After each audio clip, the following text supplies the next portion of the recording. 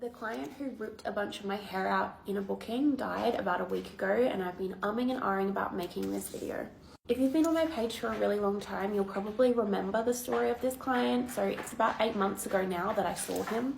At the time, it was my very first time going on tour, and I was through Sydney. He was my second client, pre-booked, but he was actually the first client. I saw the client before him, no call, no showed. And this client actually extended half an hour because he felt bad that had happened. I saw no real red flags with him during the booking. He was on substances and actively using them during the booking, being Santos Dandruff. However, he seemed relatively harmless, and in the industry, this substance is something we encounter all the time. He was a friend of an industry peer, so he also came with a great recommendation. She'd actually referred him to come and see me, and by no means was any of this her fault at all, and I still really look up to her and I still care greatly for her. This is not her fault, but I feel like that also gives context that, I really did trust this guy, that nothing would happen. Now, because of his business structure, I was touring through Melbourne the next week, and he was able to fly to Melbourne for work to see me again for another 2 hours. Now, in between these bookings, there was a lot of messages and a lot of me telling him I couldn't reply and just spamming my phone. So this probably should have been my first real red flag. However, at the end of the day, that's not dangerous. Now, at the time of his booking, he ends up being a full hour late to his booking. And I was obviously pretty pissed about that. I mean, we're running on a schedule, and I understand people being 15 minutes late, but being an hour late and not giving notice is already rude. Honestly, when it's someone you've seen before and you've had a good experience with before, you generally kind of let these things slide a little bit. Now, he came in, he had beverages for us, he was doing that same substance again. All in all, seemed pretty good at the start. I was happy to see him again. He decided he wanted to show me his favorite Korn movie. Now, this Korn movie was very, very graphic and detailed a woman saying no, no, no to a group of businessmen at a board meeting. It was kind of like a corporate setting, and she worked there and she was being assaulted in this scene. He said to me his greatest fantasy was to marry a worker like myself and use them in order to secure these great big money business deals, which, the fantasy is not hurting anybody. However, that video that he showed me was not the kind of stuff that I really wanted to see someone watching. She was very clearly saying no. She was, that was what was depicted in that video. Anyway, I tried not to think too much of it because I'd seen him before and he had references and all of these things, all of these things I've mentioned in the video so far. So we go into the room to do the service. Now, he was my last booking of the night. He already knew that. We'd spoken about that. And he asked if it would be okay to spray on my face, which is something that I don't normally allow in bookings, to be quite honest. I've learned from this experience, never offer something that's not on your services list, because you give them one and give them an inch, they take a mile. Anyway, I agreed to it because my makeup needed to come off anyway. At the end of the day, wasn't really going to bother me. Now, I never should have done that. Never should have. And I've learned a lot from that experience. But essentially, we get into doing the thing. It's about 50 minutes straight and he still hasn't, come to completion. What starts happening is he starts getting irritated that he's not able to finish, which was likely due to the substances he was using.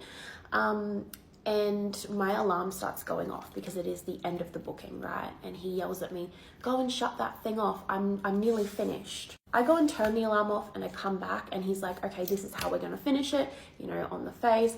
I can't really go into the great detail of what's happening. However, it was very rough, very extreme. He started calling me things like all sorts of slurs, dirty names, horrible things to me about my work, slut, all that kind of thing, to my face very angrily while doing what he was doing to my face, and then sprayed his substance all over my face. I also want to add that this client did not have my consent to or did not ask to do that to my mouth without protection on it. However, he was a lot bigger than me and he was using great force to do this to my face, and I actually could not breathe or swallow or do anything. In doing so, while he was keeping me in that position in order that I couldn't pull myself off him or ask him to stop or tell him to put a dom on, he had hold of my hair. Now, while he had hold of my hair and he's doing that to my head, he's ended up ripping out my extensions, which right now I haven't put the bottom one in so that I can show you. It's now been 8 months, and I still have, thank you, Rupert, this layer of hair. I know it's a little hard to see, but can you see how short this is and broken? This is 8 months of growth back here. The whole bottom layer from here down is this short and it's very thin, and this is from that client. On top of that, obviously after this assault, the time had already gone off before he finished. I just wanted him to leave because I wanted to have a shower and cry.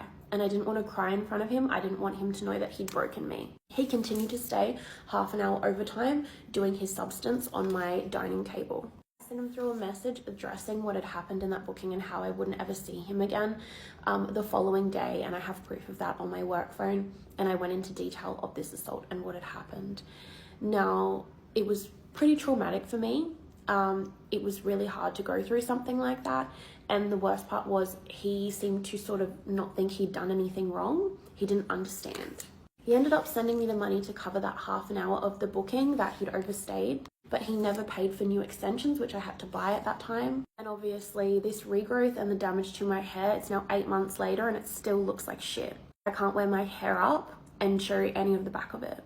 All of this story to say that, yeah, a week ago, I was sitting on my phone scrolling on Facebook, and I saw a news article that he had died. He'd booked me under his real name. He was very high profile. I knew exactly who he was, but I had no intention to destroy this man's life over this. I will save that for a day that I really need to destroy someone's life, and I won't mention his name in this video. Serves me no benefit to talk negatively on the dead. However, I do have to admit that I didn't feel sad seeing that post. And I don't know if that makes me a bad person, but I didn't feel any empathy for him because he clearly didn't feel any empathy for me. And I am haunted by that experience. You know, I think about that every time I see that broken hair on the back of my head. I think about, you know, how watery my eyes were. I think about how I looked after that. I think about how I cried in my hotel room after that booking in a foreign place in Melbourne. I'd never been there before. So yes, there's a not so glamorous story time. This is what the industry is really like. You have horrible things happen to you, and you know, I don't want to paint the clients as all bad, but there is definitely bad here. If you can't handle these things, this isn't the industry for you. And yeah, I think that's all I have to say on this, but it was very strange to see he'd passed because he was not much older than me. He was not like an older guy. There was only a few years between us. But yeah, I'm gonna leave it at that.